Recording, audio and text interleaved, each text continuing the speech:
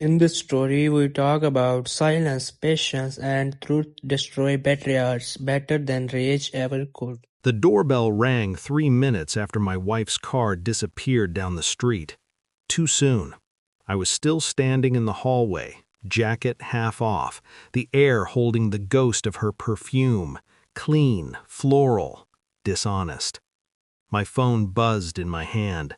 No message, just the vibration, like a warning that arrived late. The doorbell rang again. When I opened it, her best friend stood there, smiling, too relaxed. She leaned against the frame like she belonged to the house, like she'd rehearsed this moment. Her eyes slid past me, scanning the living room, the couch, the dim lamp I never turned on unless I was alone. "Forget her," she said softly. "Have fun." Her hand brushed my wrist. Intentional, warm. For a second, my body responded before my mind did. Loneliness is efficient like that. It doesn't ask permission. It just opens doors. I imagined it, briefly. The noise, the distraction, the lie I could tell myself afterward. Then the voice arrived. Not loud, not emotional, cold. "Use her for now," it said.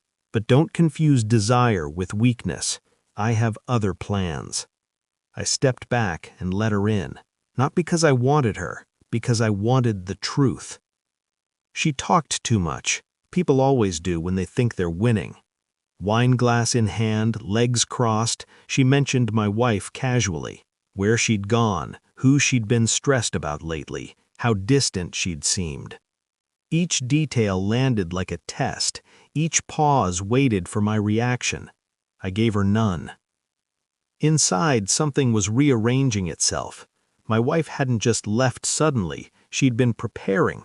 The late nights, the new passwords, the way she stopped asking where I was. This wasn't absence, it was transition. Her best friend watched me closely, waiting for grief, anger, hunger, anything she could use. When she leaned closer, I smelled familiarity. The same shampoo, the same brand my wife used. A mirror. That's when it hit me. This wasn't temptation, it was coordination. I smiled, just enough, and she relaxed. Mistake. I didn't touch her. That confused her. I let the night stretch, let her talk herself into comfort, into certainty. When she finally left, annoyed but smiling, I locked the door and sat in silence. Then I started working. Phone records, shared cloud storage, a tablet my wife forgot to log out of. Patterns emerged, clean ones, repeated names, hotel receipts disguised as work dinners. Messages deleted, but not erased deeply enough. And then the detail that froze me. The best friend wasn't the affair, she was the cover. She delivered updates, managed timing, removed obstacles.